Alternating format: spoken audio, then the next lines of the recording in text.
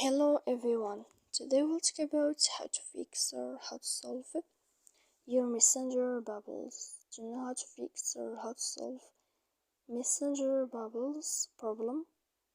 You should just go to settings. Here in this page you click on apps, default apps, app settings. When you will find this list, you will go to this window of messenger and you will enter here. You'll find it. Then we click on first stop and we click OK. After that we click on storage. Here we click clear cache, but pay attention, don't click clear data because that can make error on your phone. So please don't forget to support us, like and subscribe.